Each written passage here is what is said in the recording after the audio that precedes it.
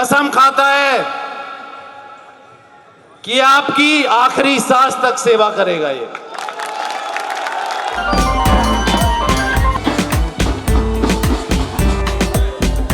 कहता है अगर आदमी ठान ले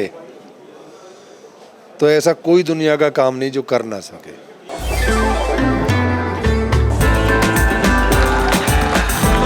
रोटी, कपड़ा और मकान, शिक्षा और इलाज, हाँ, ये 5 हर व्यक्ति को चाहिए और सबसे पहले इसी का इंतजाम करना चाहिए।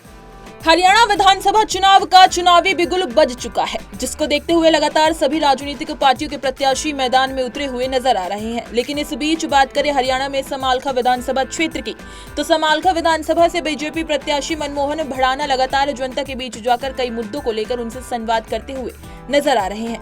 इसी कड़ी में आपको बता दें कि समालखा विधानसभा क्षेत्र से बीजेपी प्रत्याशी मनमोहन भड़ाना ने गुरुवार को अपना नामांकन दाखिल करने से पहले जनता से तमाम वादे किए और कहा कि जनता के मुद्दों पर काम किया जाएगा।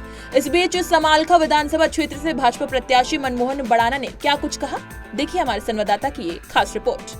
कहां से शुरू करूं, लेकिन इस 1.5 महीने में मुझे बड़े गर्व से कहना ये चाहता हूं कि आप लोगों ने मुझे गोद ले लिया है। ले लिया है कि नहीं लिया आपने? और ये लावारिस बच्चा जो आपने गोद लिया है, कसम खाता है कि आपकी आखिरी सांस तक सेवा करेगा। ये वहीं दूसरी ओर हरियाणा सरकार में मंत्री करतार सिंह भड़ाना ने भी कहा कि जिस प्रकार से जनता ने मुझे प्यार दिया था और जिताया था, इस प्रकार से इस बार समालखा विधानसभा क्षेत्र की जनता मेरे बेटे यानी कि समालखा विधानसभा क्षेत्र से भाजपा प्रत्याशी मनमोहन भड़ाना को अपना प्यार देगी और भारी बहुमत से उन्हें जिताएगी। साथ ही हरियाणा सरकार में मंत्री रहे करतार सिंह भड़ाना ने क्या कुछ कहा, देखिए हमारे संवाददाता की एक खास रिपोर्ट। हरियाणा विधानसभा चुनाव का बिगुल बज चुका है और ऐसे में सभी पार्टियों के जो प्रत्याशी हैं वो लोगों के बीच जाकर कई मुद्दों को लेकर उनसे बातचीत कर रहे हैं, ताकि जो उन्हें परेशानियां झेलनी पड़ रही थी वो आगे अगर वो सत्ता में आते हैं तो ना झेलनी पड़े। अगर इसी बीच अगर हम हरियाणा विधानसभा की जो 90 सीटें हैं उनमें से अगर हम समालखा सीट की बात करें तो इधर से बीजेपी से प्रत्याशी जो हैं वो मनमोहन भड़ाना हैं। हालांकि उन्होंने आज नॉमिनेशन भरा और स्टेज से उन्होंने साफ तौर पर जनता को कहा कि वो अगर सत्ता में आते हैं, अगर वो एमएलए बनते हैं तो वो सभी परेशानियों का वो जल्द से जल्द हल करेंगे। इसी बीच हमारे साथ बातचीत करने के लिए मौजूद हैं मनमोहन भड़ाना के पिताजी। उन्हीं से हम बातचीत करते हैं जो पहले भी सत्ता में रह चुके हैं और इसी कॉन्स्टिट्यूंसी से वो यहाँ पर एमएलए भी रहे हैं, सरकार में मंत्री भी रहे हैं, करतार सिंह भड़ाना जी। उन्हीं से हम बातचीत करते हैं। बीजेपी से उनको टिकट मिला है, मनमोहन भड़ाना जी को। हालांकि आपसे जानते हैं आज उन्होंने स्टेज से उन्होंने सभी जनता को एक मैसेज पहुंचाया कि अगर वो सत्ता में आते हैं, जनता का प्यार उन्हें मिलता है तो जो परेशानियां उन्हें झेलनी पड़ रही थी उन सभी परेशानियों पे वो काम करेंगे और उनको निजात दिलाएंगे। आपको क्या लगता है? कहता है अगर आदमी ठान ले तो ऐसा कोई दुनिया का काम नहीं जो कर ना सके, बशर्ते उसको भाइयों का, साथियों का, सबका प्यार और सिर पे हाथ अगर जनता का होता है तो उसे कोई दुनिया की ताकत किसी काम करने से नहीं रोक सकती। ऐसे में देख पा रहे हैं कि आप भी 2 बार सरकार में मंत्री रहे, आपको भी लोगों ने प्यार दिया, आपने भी तमाम परेशानियों को, उनकी जो परेशानियां थी लोगों की, उनको हल किया।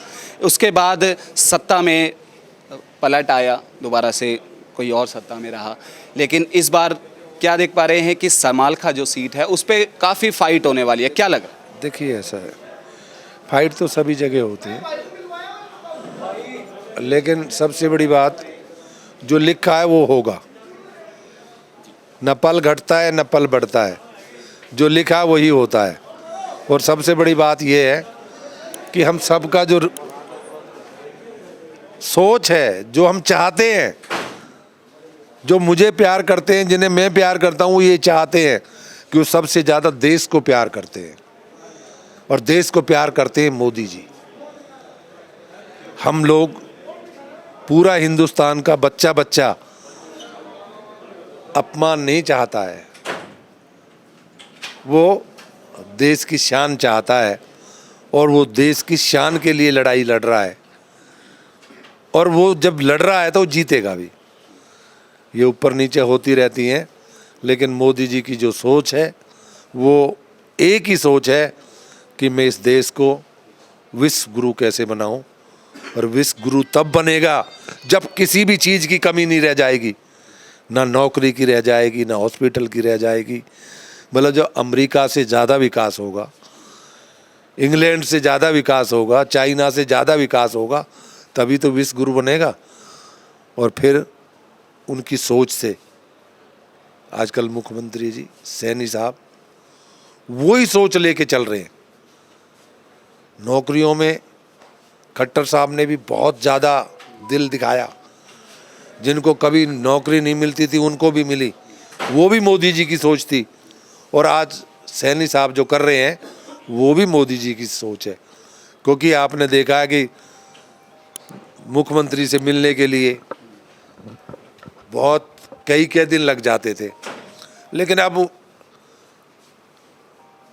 सैनी साहब ने दरवाजे ही हटा दिए कि कोई आओ, कोई मिलो, कोई खाना खाओ और भाई अपना काम बताओ। अगर समाल का विधानसभा की बात करें तो आपको क्या लगता है कि इधर कौन कौन सी परेशानियों का सामना जो है यहाँ पर रहने वाली जनता को करना पड़ रहा है, और उससे निजात अगर मनमोहन बढ़ाना अगर सत्ता में आते हैं तो कितनी जल्दी वो निजात उन्हें दिला सकते हैं, और कौन कौन से वो काम है? ऐसा है, जनता को सबसे पहले 4-5 चीज़ें जो ज़रूरी होती हैं।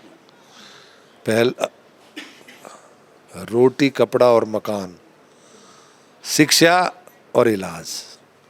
हाँ, ये 5 हर व्यक्ति को चाहिए और सबसे पहले इसी का इंतजाम करना चाहिए। शिक्षा होगी तो विकास होगा, हॉस्पिटल होगा तो दर्द का इलाज होगा, और रोटी, कपड़ा, मकान रहने के लिए ज़रूरी है। मैं जनता से यही कहूँगा कि पसंद अच्छाई और बुराई में करें।